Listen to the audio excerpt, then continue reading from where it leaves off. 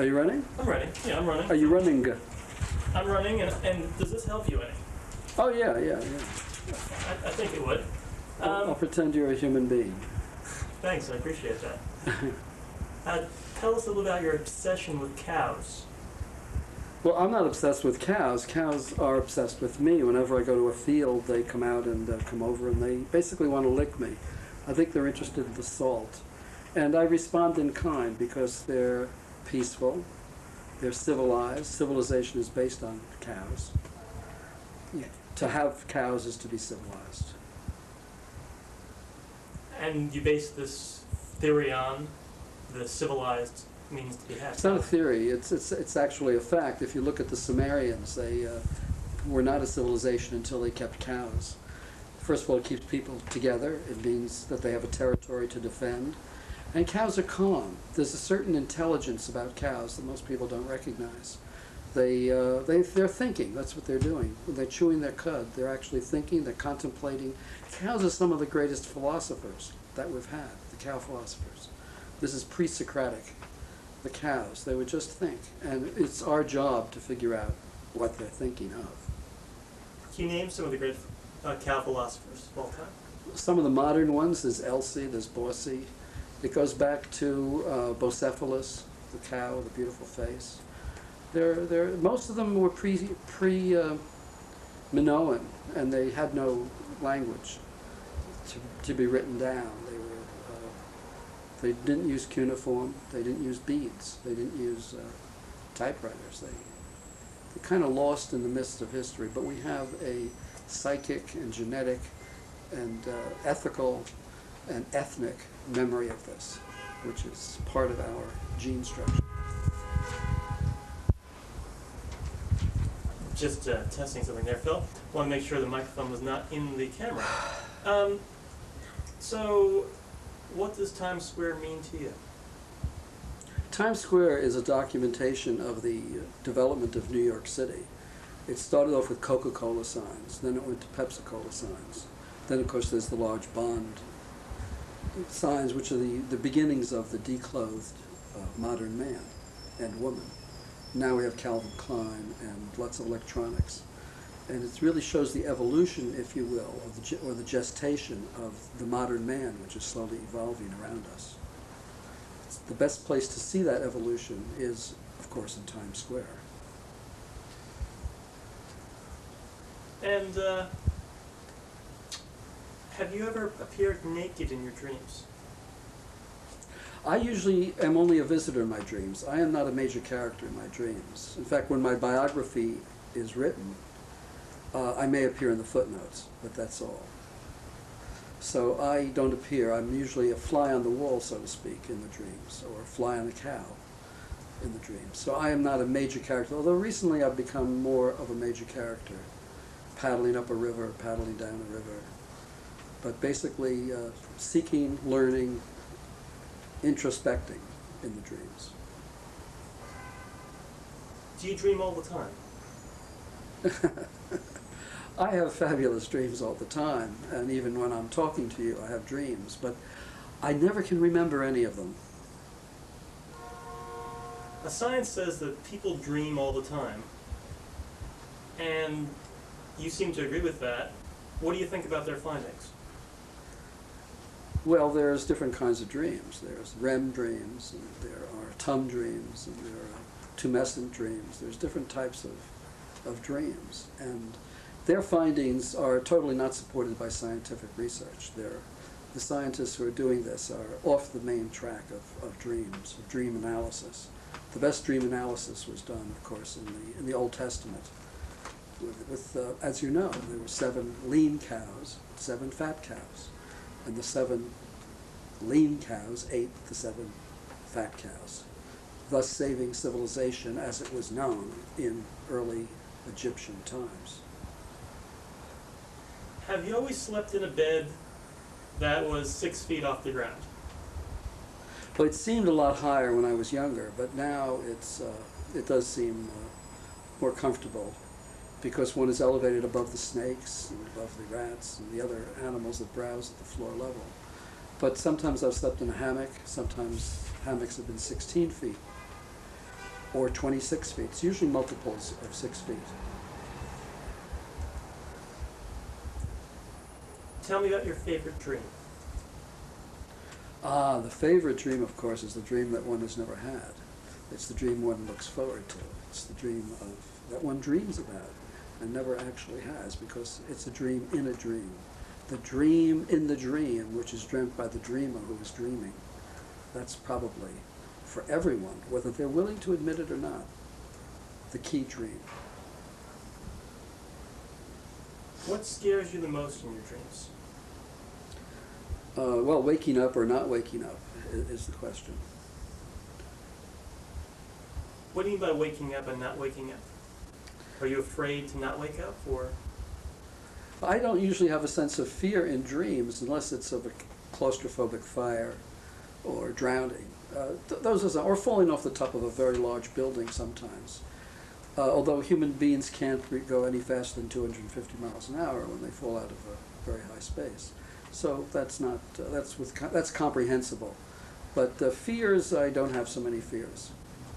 Most of the time when I'm dreaming, I'm unconscious. So it's hard to have an unconscious fear when you wake up and you are finally conscious. But you said something about fearing waking up or fearing not waking up. Can you talk more about that? No. That's my final word on that subject. Okay, hold on 1 second.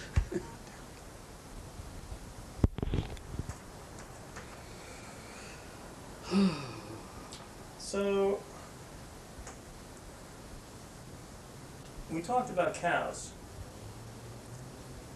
and that book that you were reading, the book about illusions in Russia. How did you come out of that book, and tell me a little bit about your relationship with that book? The book was written by Vladimir Pozner, the then well-known Russian TV commentator, who was in the class above me at City and Country School at 12th Street in Manhattan. And I remember walking home with Vladdy, as he was called, one day, and he said, "Well, it's nice walking home here." And I said, "Yeah, it's really great. Can we go out and park and play or a bicycle ride?" He said, "No, I have to go see my mommy. She's expecting me." And I said, "Oh my goodness." He said, "Mommy." I thought that was very unsophisticated for him to say. When he graduated from school, he went to Russia. His parents were Russian. And being a perfect English speaker, although he used the word mommy rather frequently, he became a correspondent and a translator for them, and was picked up by Phil Donahue, and for many years was lionized as a Russian when the perestroika came about and there were feelings between the two countries. So he wrote this book, and I purchased it because we had an alumni day and Vladdy came back, and I thought the right thing to do was to purchase the book. And I'm gradually absorbing the book by osmosis, which is the most profound way to understand a book. I don't actually read it, but it sits there next to my night table, and I'm getting to it by osmosis. Have you read other books by osmosis? No, I haven't read any others by Posner either, but I don't read them, you see. They just kind of creep in, they seep in. I pour over them, they come in through my pores. There are many books. Most of the books behind me here are osmotized. Have you ever showered with a book with help getting it into your pores? Or considered lathering with a book? I'd rather not, actually, because the pages tend to disintegrate in the shower, and it becomes quite a mess, and it stuffs up the drain pipe. It's quite a mess. I have done that with some of the pulp fiction, and it just makes a soggy, soggy mess. And then it appears that the book has been used and read and handled. I prefer books to be retained in their pristine form from the publisher. That's when a book, when you open it, it goes, cracks, and there's something wonderful and nourishing about that. You mentioned earlier how your more of a fly on the wall in your dreams? Can you think of some of the things you've been in your dreams? Oh, let's see. Well, there was a dream when I was sent with a group of commandos behind the Allied lines to take out Herr Hitler. And I didn't have a machine gun, I didn't have any explosives, but I was there. I think I had a pencil and paper, that was my weapon.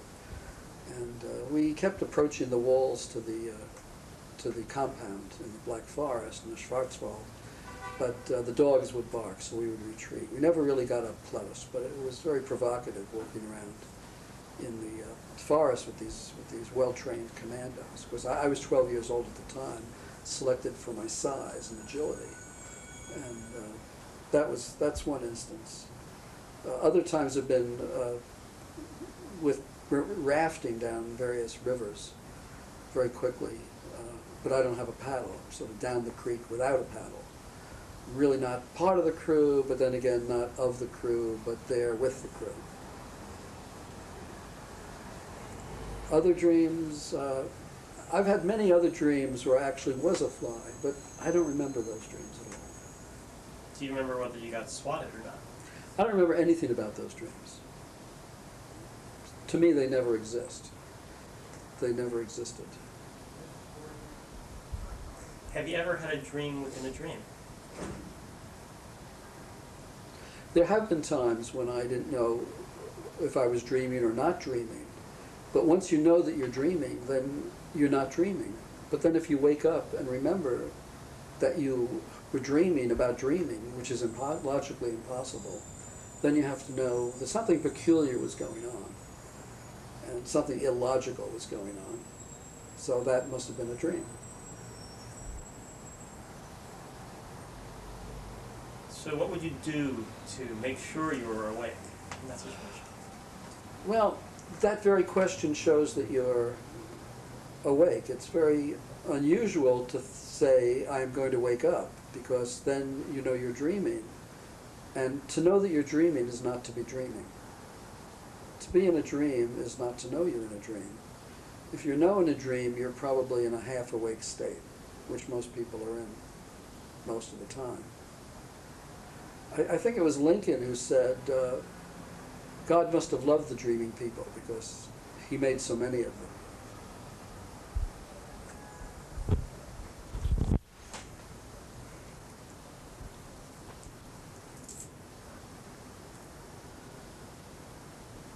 Those are good questions because they're follow-up, but sometimes you're asking me about things I haven't really thought much about.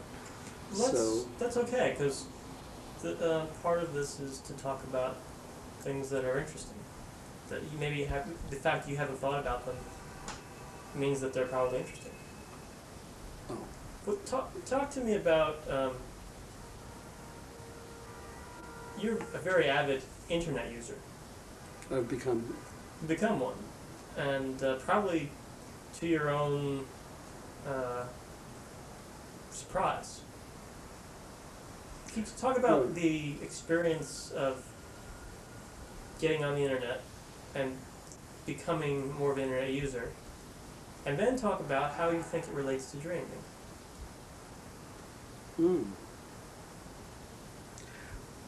Well, I'm not sure how I first got into the internet. Let's start over again. 1 second, I want to do that. Right. Okay, go. The way I first became involved with the internet is lost in distant memory. I think it may have been through New York Times use. Of course, I did the typical chat room garbage and looked up certain sites, which I still have on there.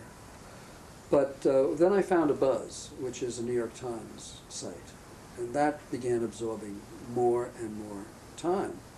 Because here was what I've later found out to be is a virtual community of something like 10,000 people in Boston and 6,000 or 7,000 in New York and other places who ask and answer questions as they please in different categories. So you can get simple answers and you can get very complicated ones. The first question I asked was, where are there camping sites worth going to the Florida Keys, and I got a few very good answers. And I knew a little bit about that, so I found that the answers were good. Then I came across a site that other people had asked questions on about comparing Dr. Laura with Judge Judy. And this went on for 2 or 3 or 4 days, comparing these two brash women, one of whom is rather liked, Judge Judy, and the other one who's not liked at all, Dr. Laura, who's now finding it difficult to maintain a television program in her format of answering questions. Then there was a site on Does God Exist? And that went on for quite a while with quite a big display of different opinions, antagonism, arguments, and it devolved into cursing, because that's one of the 3 topics that are never discussed in the boardroom: religion, politics, and sex or relationships, because these are matters of opinion, and people can't come to a conclusion like in a basketball game. You know who sinks the basket. So the whole question of how people treat each other on the internet is a very intriguing one, because one would think that since you don't have the immediacy, because there's a time delay of a minute or 2 or 6 hours or a day, that you can think over what you're about to say. If somebody seems to say something which is a great challenge to your beliefs, to your psyche, you could think about it and reread it and see, well, maybe he meant something different. Maybe he or she had something else in mind. So theoretically, it should be a good way of eliminating static between people, between the user and the sender. And there's a chance to say, well, did you mean that? Because you're not depending on facial expressions, on gestures, or body language, or even tone of voice. So it should be theoretically a pure meaning, and that's how I went into looking at the internet. And I found the most riotous arguments taking place between people who'd never seen each other. People just insulting each other for no good reason, or either purposely or not purposely misunderstanding each other, or finding a spelling error that someone made and saying you must be an idiot because you spelled there, T-H-E-I-R, or people who get angry because of words that are like your and yours being interchanged. And it's kind of amazing that a medium which one might think would be prone to good conversations and clarity gets really fouled up at times. Probably because of the anonymity, because you don't know who you're dealing with, and the guy isn't going to walk in the door and punch you in the face because you're using special names. There are people with, there's a woman, Ann Overboard. I think she's a woman. I've met her. I still think she's a woman. There's people called K-A-T. There are people A''A. There's a man who calls himself Free Thinker, and some of his thinking is pretty free. And it'd be interesting to meet these people if they really exist. That's the way that's like dreams. Do these people that you're talking to in a chat room maybe, I don't think they exist, but do the people on a buzz who are answering questions, do they really exist? Or is there some master machine somewhere answering these questions out of a dictionary? But the fact that people seem to get angry, seem to get mad at each other, suggests otherwise, but that could be part of the program.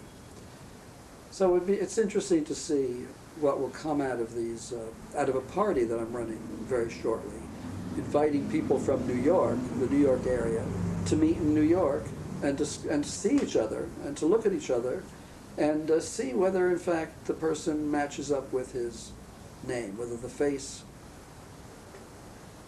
follows the name. They say your face is your fortune, but on email your name can be your fortune, and some people use aliases. They disappear for 2 or 3 days, and then someone talking the same way with an entirely different name appears, and it's kind of weird. It's like talking within talking, or like a dream within a dream. One person got put off the net for some infraction, foul language, or racial hatred talk, and got very angry and came back with the name Jason Cry because one of the staff members was called Jason Cry. So he came back Jason Sear, sincere. And people confused him for a staff member, and it became very frightening. Now that became frightening because this person would reappear under different names and knowing things because they can go back and read these conversations that might be 6 weeks old and quote back to you what you have said previously. So it gets very involved, becomes very involved. Hold one second. Both.